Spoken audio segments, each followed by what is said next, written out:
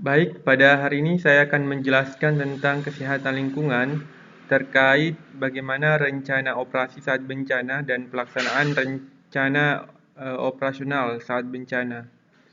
Termasuk kita akan membahas tentang bagaimana menyiapkan SDM, sumber daya manusia atau tenaga kesehatan saat bencana. Saat situasi dan kondisi bencana, maka terjadi banyak sekali dampak bagi masyarakat, seperti terjadi pengungsian, kerusakan infrastruktur, terganggunya roda ekonomi, terganggunya pelayanan publik, hilangnya mata pencarian, trauma psikososial, hingga kehilangan nyawa.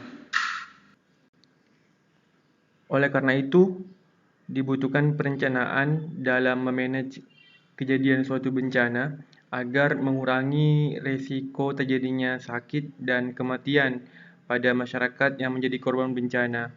Maka perlu diadakan rencana operasi dan kita akan jelaskan nantinya tentang hal ini. Kemudian dilakukan pelaksanaan rencana operasional setelah dilakukan perencanaan. Dan setelah itu maka akan dilakukan kegiatan di lapangan.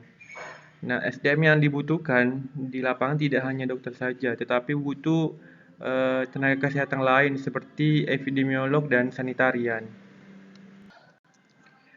Rencana operasi kesehatan adalah suatu proses perencanaan tindakan operasi krisis kesehatan dengan menyepakati tujuan operasi dan ketetapan tindakan teknis dan manajerial untuk mencapai tujuan penanganan darurat bencana secara aman, efektif, dan akuntabel. Proses penyusunan rencana operasi kesehatan merupakan tahapan penting dalam penanganan krisis kesehatan yang perlu mendapatkan perhatian agar operasi kesehatan dapat diselenggarakan secara efektif saat status siaga darurat, tanggap darurat, dan transisi darurat ke recovery atau pemulihan. Dalam rencana operasi kesehatan ditetapkan tujuan, tindakan-tindakan teknis dan manajerial, serta inventarisasi potensi sumber daya yang ada, sehingga penanggung jawab kesehatan beserta seluruh jajarannya dan organisasi yang terkait dapat melaksanakan penanganan krisis kesehatan secara optimal. Proses penyusunan rencana operasi kesehatan terdiri dari tahapan-tahapan yang merupakan suatu siklus perencanaan operasi kesehatan dan merupakan prosedur tetap dalam penyusunan rencana operasi. Identifikasi tindakan operasi diawali dengan analisis krisis kesehatan, termasuk mengkaji kejadian dan perkembangan kejadian krisis kesehatan atas dasar masukan dari informasi umum kejadian awal yang dapat bersumber dari pemerintah daerah, instansi atau lembaga, masyarakat, dan sumber-sumber lainnya. Yang kedua, informasi dapat berasal dari sumber-sumber yang dapat dipertanggungjawabkan sesuai dengan kewenangannya, seperti BMKG, Badan Geologi Departemen Energi Sumber Daya Mineral, Departemen PU, kemudian Departemen Kehutanan, dan Departemen Pertanian. Informasi juga dapat dari tim analisis kesehatan yang telah dibentuk atau biasa disebut dengan Rapid Health Assessment, tim kesehatan yang cepat atau tanggap. Kemudian dapat juga berasal dari dinas kesehatan setempat di mana kejadian tersebut terjadi. Maka ketika kemudian dianalisis, maka dilihat atau disimpulkan bahwa ada sebuah bahaya, maka ada sebuah alarm, ada sebuah tanda waspada terhadap kejadian tersebut. Maka disusunlah rencana operasi. Nah, kemudian ketika terjadi bencana, maka kemudian dipersiapkan tim reaksi cepat atau TRC dengan mempersiapkan segala logistik yang dibutuhkan untuk standby atau bersiap untuk turun ke lapangan. Berdasarkan analisis kejadian awal dan informasi mengenai kebutuhan bantuan, Tahapan proses perencanaan selanjutnya adalah menetapkan tujuan dan sasaran yang akan dicapai dalam operasi. Penanggung jawab tim kesehatan memberikan arahan mengenai tujuan dan sasaran umum operasi. Kemudian menetapkan strategi umum, menetapkan kebijakan, batasan anggaran dalam mencapai tujuan dan sasaran operasi. Secara garis besar, tujuan dan sasaran operasi dapat meliputi tindakan-tindakan untuk pelayanan kesehatan pra-rumah sakit bagi korban cedera atau luka ringan. Yang kedua adalah pelayanan kesehatan bagi pengungsi, terutama bagi kelompok yang rentan. Yang ketiga adalah penyediaan dan distribusi personil, perbekalan, dan peralatan kesehatan. Yang keempat adalah pengaktifan sistem kewaspadaan dini untuk mencegah terjadinya KLB ketika terjadi suatu bencana. Tujuan dan sasaran operasi harus dibuat jelas dan terukur, harus dapat dicapai dengan mempertimbangkan ketersediaan personil, logistik, dan peralatan pada shift operasi tersebut. Setelah dilakukan pengumpulan informasi dan analisis data yang telah dikumpulkan, maka diadakan rapat rencana operasi yang bertujuan untuk menentukan 3 hal. Yang pertama adalah menentukan strategi cara pencapaian tujuan dan sasaran operasi krisis kesehatan yang telah ditetapkan. Yang kedua adalah mengalokasikan bantuan sumber daya atau resources, baik personil, perbekalan, dan peralatan kesehatan sebagai tindakan operasi krisis kesehatan. Yang ketiga adalah menyiapkan sistem monitoring operasi sebagai alat untuk mengoreksi atau menyesuaikan rencana yang telah ditetapkan apabila perkembangan di lapangan membutuhkan bantuan yang lebih banyak ataupun mengalami kekurangan bantuan. Kemudian pimpinan rapat dalam rapat rencana operasi harus menentukan garis pengendalian operasi krisis kesehatan. Juga menentukan dukungan-dukungan lainnya seperti jaring komunikasi yang diperlukan untuk mengkoordinasikan operasi dan dukungan keselamatan serta transportasi petugas operasi krisis kesehatan.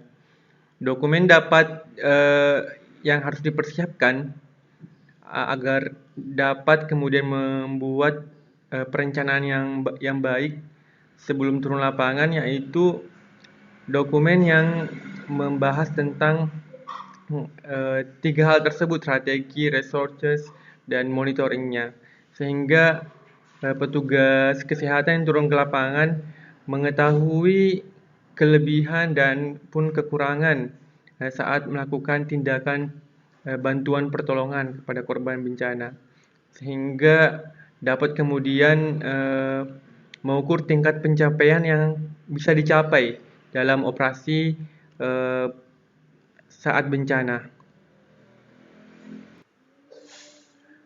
Pelaksanaan rencana operasi harus dimonitor dan dievaluasi pada setiap tahapan pengembangan. Tujuannya sebagai masukan untuk penetapan tujuan dan sasaran operasi untuk periode operasi selanjutnya. Selain itu juga bertujuan untuk memberikan rekomendasi kepada penanggung jawab kesehatan berdasarkan informasi dan umpan balik dari lapangan, sehingga akan mengoptimalkan pelaksanaan bantuan saat krisis kesehatan yang terjadi saat bencana. Setelah dibuat rencana operasi, maka selanjutnya adalah melakukan pelaksanaan rencana operasional kesehatan pada bencana. Tahapan yang penting untuk dipersiapkan adalah penyiagaan sumber daya kesehatan. Dalam hal ini 3 hal di dalamnya, ada sumber daya manusia, kemudian fasilitas pelayanan kesehatan, obat, dan logistik. Tahapan ini bertujuan untuk menyiagakan semua sumber daya baik manusia maupun logistik yang sudah disiapkan pada masa sebelum terjadi bencana. Tahap ini dimulai sejak informasi kejadian bencana diperoleh hingga mulai tahap upaya awal. Tahap ini mencakup peringatan awal, penilaian situasi, dan penyebaran informasi kejadian. Peringatan awal berupa informasi kejadian bencana dapat berasal dari laporan masyarakat, media massa, perangkat pemerintah daerah, atau berbagai sumber lainnya.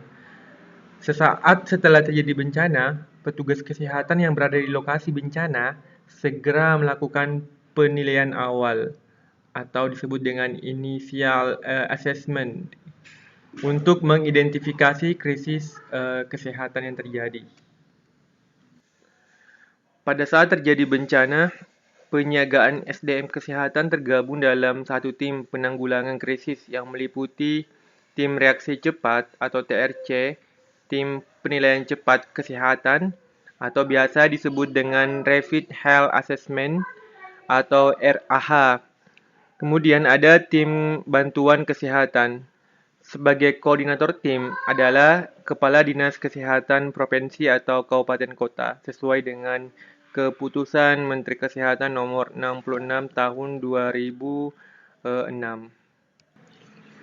Yang pertama, tim reaksi cepat atau TRC, yaitu tim yang diharapkan dapat bergerak dalam waktu 0-24 jam setelah ada informasi kejadian bencana.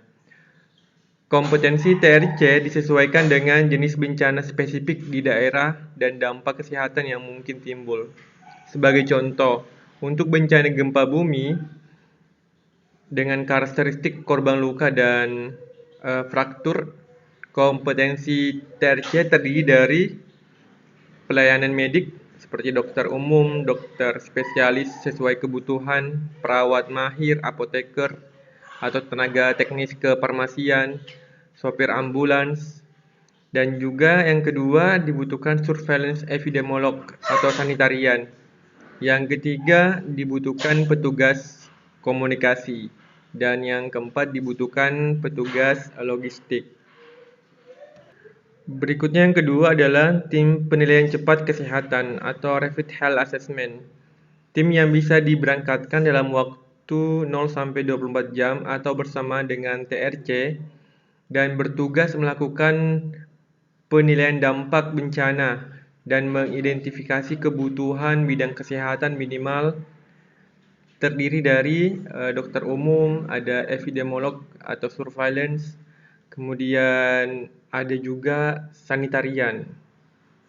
Tim yang ketiga yaitu tim yang diberangkatkan berdasarkan rekomendasi dari tim penilaian cepat kesehatan atau Rapid Health Assessment untuk memberikan penilaian kesehatan dengan petugas dan peralatan yang lebih memadai. Selain dari SDM kesehatan atau tenaga kesehatan, hal yang harus dipersiapkan juga dalam penanganan bencana yaitu fasilitas pelayanan kesehatan dengan tujuan untuk atau yang di dalamnya terdapat ruangan untuk menampung korban rujukan. Kemudian ada tim penanggulangan bencana di fasilitas kesehatan setempat beserta instrumen dalam satu komando. Kemudian petugas dan alat komunikasi aktif di fasilitas pelayanan kesehatan setempat. Dan ada ambulans yang menjemput korban dan mengirim ke rujukan lanjutan dalam satu komando. Juga ada fasilitas pelayanan bagi korban yang meninggal. Dan selain itu hal yang penting juga yang harus dipersiapkan adalah obat dan logistik, karena hal ini mendukung pelaksanaan layanan kesehatan di suatu lokasi bencana, termasuk di wilayah pengungsian. Hal yang penting dalam penanganan suatu bencana atau dalam pelaksanaan rencana operasional krisis kesehatan yaitu Rapid Health Assessment atau yang disebut tadi adalah RAH.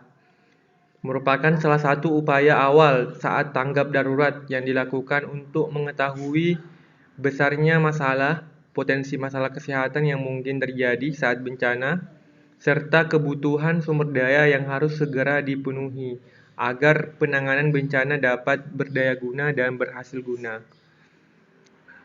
Penilaian cepat kesehatan atau RAH sangat diperlukan karena dalam kondisi bencana di mana kejadian yang sering terjadi dapat kemudian mempengaruhi status kesehatan masyarakat maupun mengubah lingkungan sehingga dapat kemudian memberikan pengaruh ke masyarakat yang ada di sekitar lingkungan bencana tersebut. Nah, tim RAH melakukan serangkaian aktivitas untuk memastikan kejadian bencana, termasuk waktu dan lokasi kejadian, mengetahui jumlah korban, potensi risiko, krisis analisis kesehatan, kemudian kebutuhan sumber daya yang harus segera dipenuhi. Hasil akhir dari kegiatan RAH adalah sebuah rekomendasi bagi pengambil keputusan untuk menentukan langkah-langkah dalam penanganan suatu bencana. Kompetensi dari tim RAH harus mampu memahami secara detail kondisi bencana yang terjadi. Dan aspek yang dinilai dalam kegiatan RAH meliputi aspek medis, kemudian epidemiologis, dan kesehatan lingkungan. Oleh karena itu, anggota tim dari RAH sebaiknya memiliki pengalaman dan pengetahuan di bidang tersebut. Selain itu, memiliki integritas dan mampu bekerja dalam situasi bencana. Apabila dampak bencana sangat luas, dapat dibentuk beberapa tim RAH untuk kemudian memudahkan dalam menganalisis kebutuhan apa yang urgen untuk diberikan saat bencana tersebut terjadi. Ketika terjadi bencana dan ketika tim kesehatan turun, maka harus dipastikan kesiapan personil petugas kesehatan yang diturunkan saat bencana. Banyak hal yang kemudian bisa mempengaruhi kerja dari tim petugas kesehatan yang diturunkan saat bencana. Di sini disebutkan ada 5 yang bisa mempengaruhi kinerja tim. Yang pertama adalah kesiapan fisik dan mental personal, bisa meliputi secara jasmani dan rohani, kemudian memiliki pengetahuan dan pengalaman, bisa juga kemampuan analisa, dan bisa juga memiliki mutu pribadi. Dalam hal ini dapat bekerja dalam tim dan dapat bekerja di lokasi bencana, serta memiliki motivasi yang tinggi.